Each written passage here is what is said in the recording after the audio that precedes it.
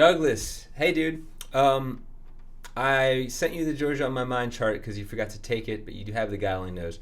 Anyways, we digressed on minor sixth chords today. That's a minor triad plus a major sixth on the top of it, and it's kind of reflected in the Dorian mode. And we talked about some of the different ways to build it. So take a G major 7. It's very common to keep the same root but convert it to a minor 6 in the course of a song. Same thing with a C major 7. And here we're using a minor 9 with the pinky. But you could lose the pinky, just do a doubled root minor 6.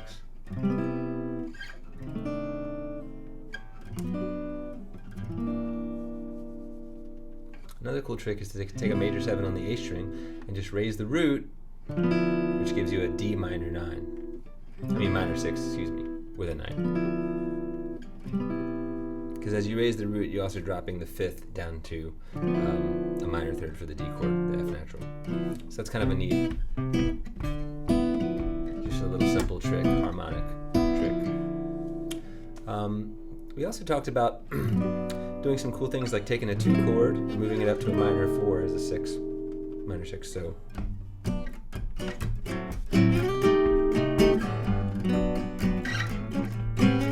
well, that was crappy. But you were doing some neat, interesting things with that move. And then we talked about a few other types of chords with regards to Georgia on My Mind.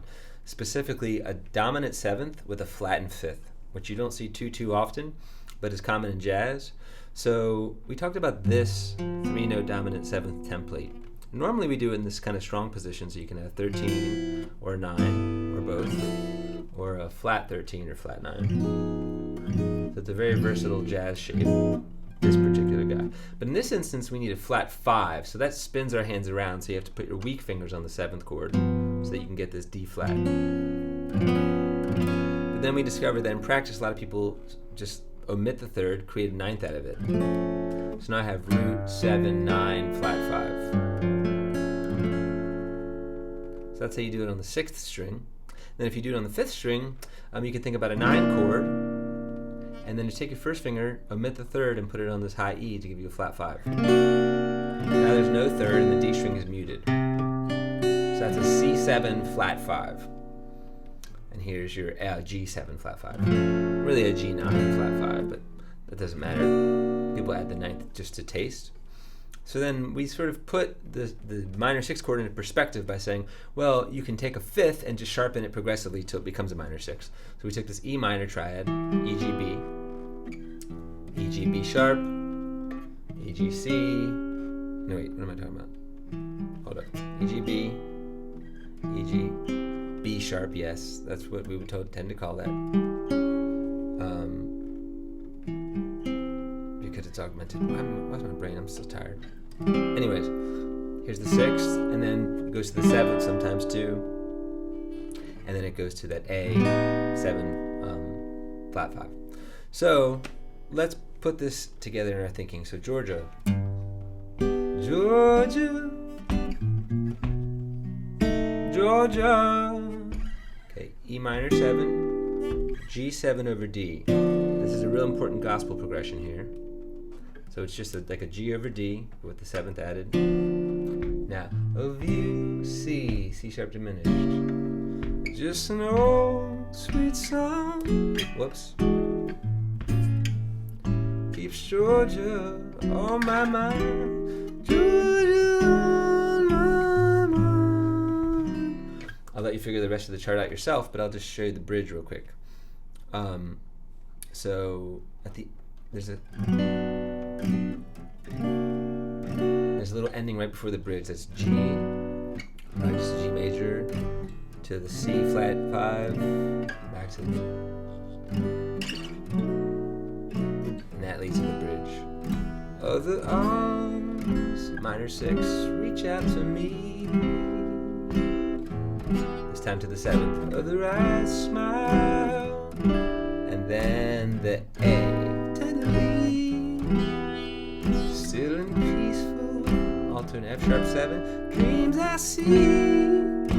B minor 7, B flat 7 flat 5, A7 I think, and I don't know, I need the chart in front of me. But that part is cool too. So you have a B minor 7, and then the B flat 7 flat 5, which I'm adding the 9th like we did before. Road leads back to you. Whoa, Georgia. Anyways, have some fun with that. At the bitter end, you get a, which is the old jazz and blues cliche of flat 2 to 1. We also talked briefly about other examples of this in songs, popular songs. So, all the lonely people, starting with a minor 7, minor 6, where do they all come from? Of the open chords, E minor is the easiest to convert this way. And then we talked about Galliano's, which uses that in some different positions. So, Galliano started with a D over A. I may not always love you. B minor 6, then B over A. No. F sharp minor 7, B over A. You're going to see this chord a lot. It's a type of 7th chord where the 7th's in the bass. Stars above you. And then this is an E over B. You really want the bass motion to be linear. You went like this at the lesson, which made sense because it was what you know.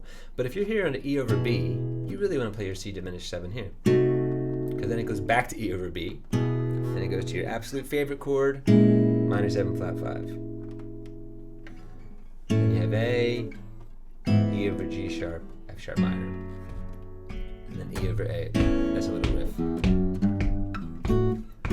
I may not always love you, but long as there are stars above you, you never need to doubt it. I'll make you so sure about it. God only knows what I'd be without you. And I'll let you work the bridge out on your own. Have fun, dude.